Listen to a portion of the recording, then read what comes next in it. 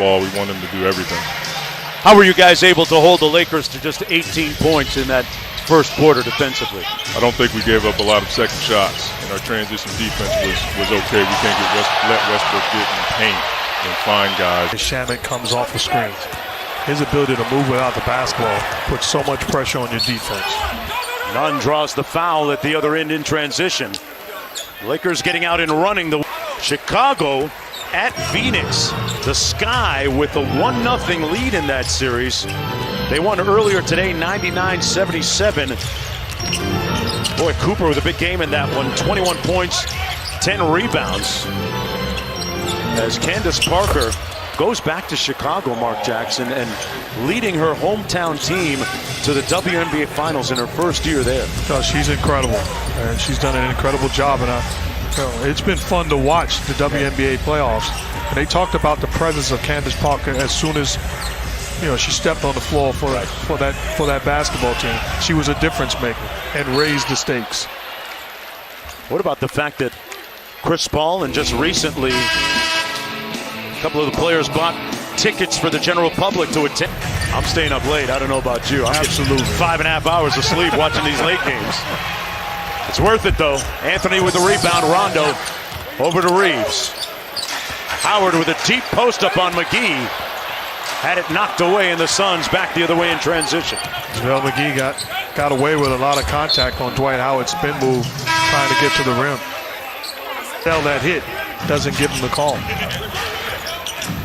Of course, one of the points of emphasis this year is the offensive players not allowed to take that abrupt, abnormal launch angle to draw fouls. As Chris Paul knocks down the midi. 10-point lead for the Phoenix Suns. Chris Paul with 7 points now. And Reeves turns it over.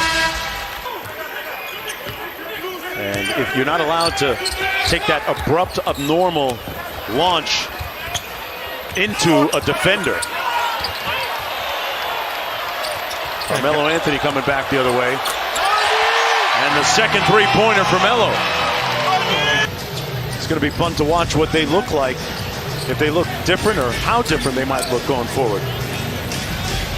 Luka coming off a very productive Olympic run. Reeves couldn't collect the loose. His ability to stretch to the three-point line and post up, you got to utilize that a little bit more, and they plan on doing that. Chris Paul hit a mid-range jump shot, which he has a high proclivity to do. Turned around, looked at the Lakers bench. He's got 9 points in the ball game. Chris Paul played most of last year's end surgery during the offseason. Didn't want to use it as an excuse during the playoffs. But Mark, at times, we could really tell he wasn't himself, right? You can tell. Just by the way he was dribbling the ball, he wouldn't put it in, the injured hand. Had a tough time shooting at times, but give him credit. Fought through it, and like you talked about, made no excuse. Anthony with the strip. And that's going to be an offensive foul. Paul off the screen, got to his spot. He can make that with his eyes closed, literally, Mark. Absolutely. He's made a career out of taking and making those type of shots, keeping the mid-range jumper alive. Phoenix Suns as a team were the second best mid-range shooting team in the league a season ago. And when you teams that progressed and got to the deeper into the playoffs, into the finals, that mid-range game played a huge part in their success. Nunn missing the three for the Lakers. Paul pulls the trigger, coming up short. Chris Paul scored the last 8 points for the Suns. Westbrook, Melo catch and shoot three, got it. 3 for 3 from deep. Bazemore down in a defensive stance against Paul.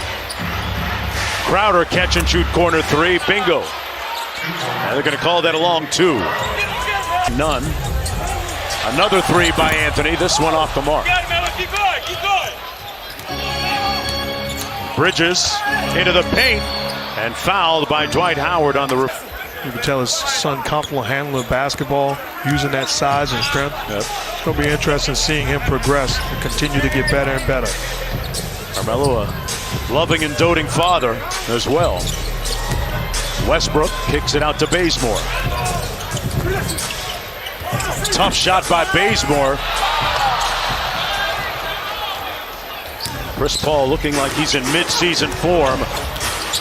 Dropped it off for Ayton, never got it. Shot clock at 13. Ayton had it knocked away by Howard. 9 seconds. So you got two guys that's comfortable handling the basketball. Here's one of them you're talking about, Payne. That float game a little bit strong. Ayton battling underneath. Turns it over. Ellington in transition. Good active hands. Knocks it out of bounds. Body, you want to make sure they're right and have the right rhythm for when the season starts. Westbrook knocks down a long three. And he looked like he almost stuck his leg out a little bit. No call. That's one of the points of emphasis we were mentioning a moment ago. Look again. Crowder out top. Whistling a foul, going to go against Bazemore.